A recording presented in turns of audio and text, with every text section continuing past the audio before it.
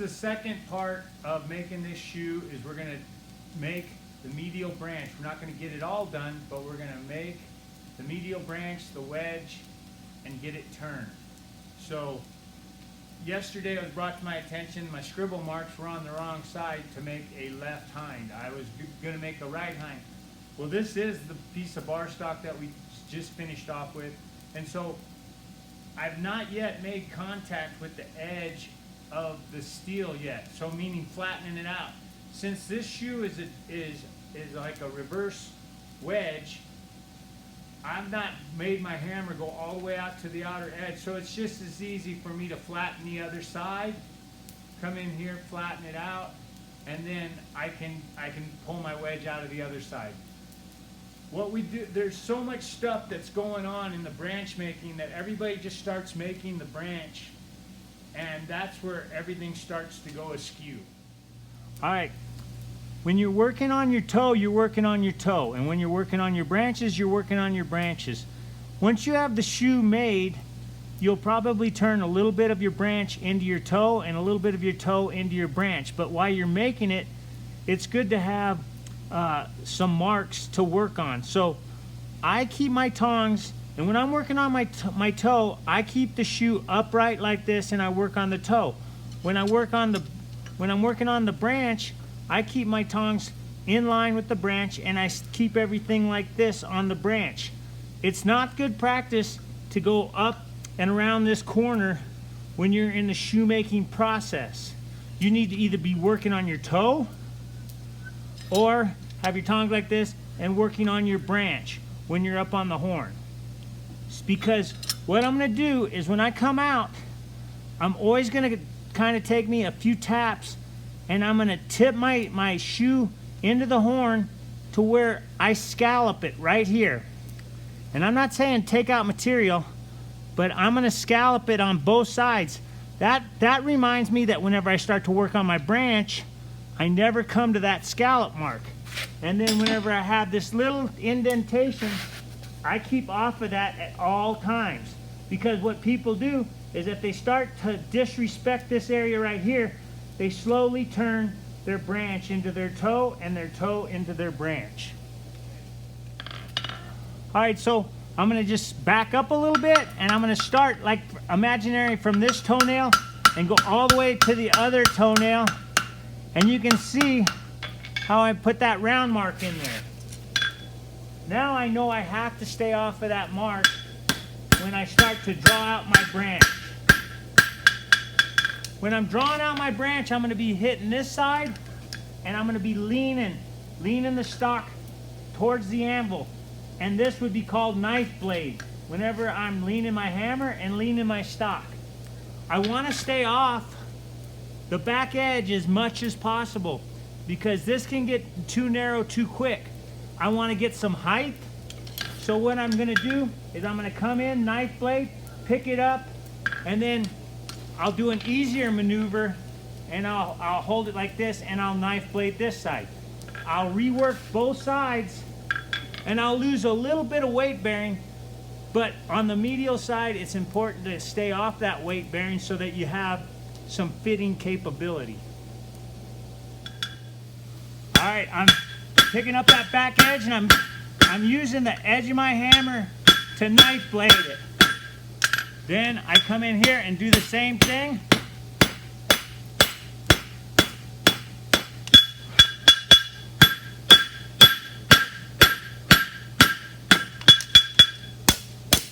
Now I've got some height. I'm going to always take a little more than you think. I'm going to say I've got pretty close to about 3/4 of an inch right there. I'm going to pick up, and my hammer blow is going to be what I call a half blow, and I'm going to push down with the half blow.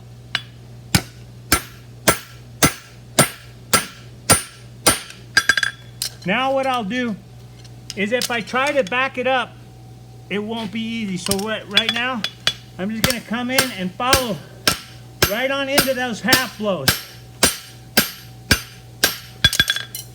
And then again, I want to get it to where I got it, like right there, get it to where I get everything flat. And I'm doing this cold, but it's easier to see cold. And what I want to do is I want to make a nice good collar. So I'll do a little bit more. Get me a nice collar. Then you can see what I want to do is I'm going to rest on that collar and I'm going to try and hit with the edge of the corner of my hammer right here and push it down. And that way I can start to build up that front side. See how? And I'm digging just like a clip.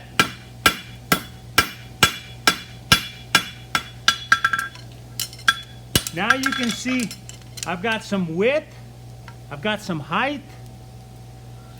Now I just want to do a little set down. If I set it down too much, it'll wrinkle right in front. So I'm just going to set it down.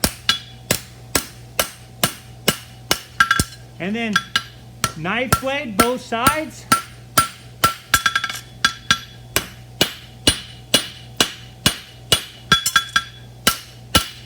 Then I'll come here and I want to pick up. And I don't want to hit up on top. I want to try and hit the center with the edge of my hammer. I'm hitting right here in the center, and that'll make this collar really nice.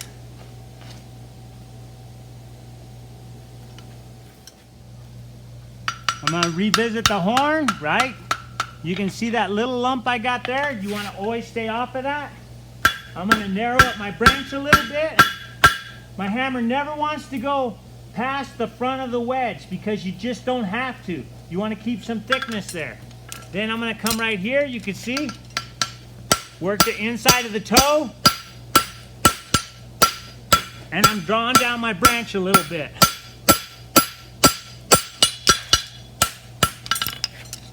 Then you can see here,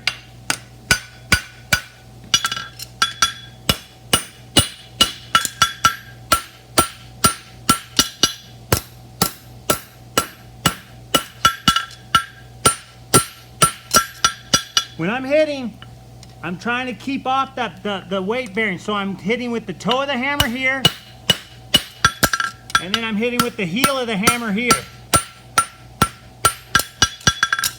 Pick up on it so I can get rid of that cold shunt and hit the top of it.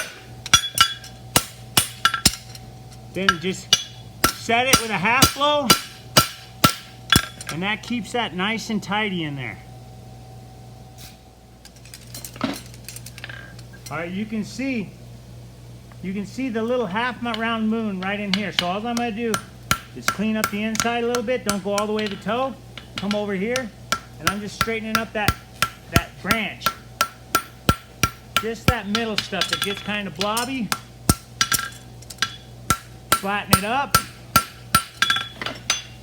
Hit the back, and then knife blade. And when I say that, you can see I'm hitting the top and then hitting this to reestablish this little dumped off part here. Taking with the edge of your hammer, just knife blade that out, and that'll re-establish your weight bearing surface.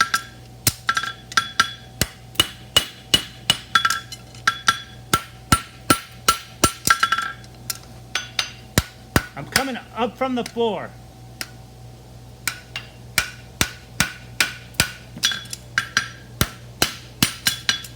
A wedge takes a really long time to make because there's a lot of expendable material in there, but you don't want to waste any of it. So what I'm going to do with my wedge is my wedge really has to be long, because if it's not long, then I've got no way to rasp off and make an angle, because if I make it look right with the hammer, when I go to rasping, it'll look really, really, really short. Again, you want to keep that toe open. Just kind of move it back on the bick a little bit. This makes sure that you keep your toe. Come out here, keep your toe off of there, and draw it. And you draw, and you're in between two specific points when you're drawing. You're not supposed to go to that arc, and you're not supposed to go past the front of your wedge. Then you're going to come in here, and I'm going to just clean up the one side, the other side, and flatten it up real good. Repeat the process. What this is doing, every time you do this, is it's letting it get a little bit longer. Come in here and keep the front edge in check.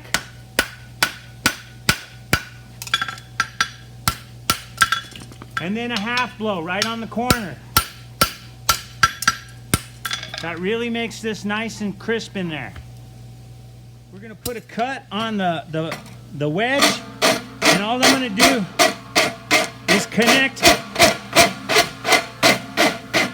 this edge with this edge by rounding the two and making it nice and safe.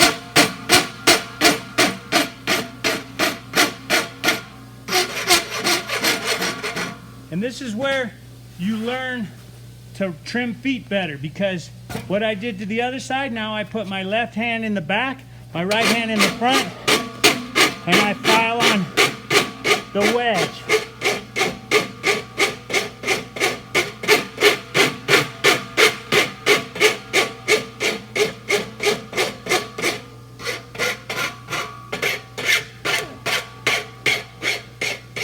Because a piece of steel can't bleed and you can't wreck it. So now I go back to my right hand.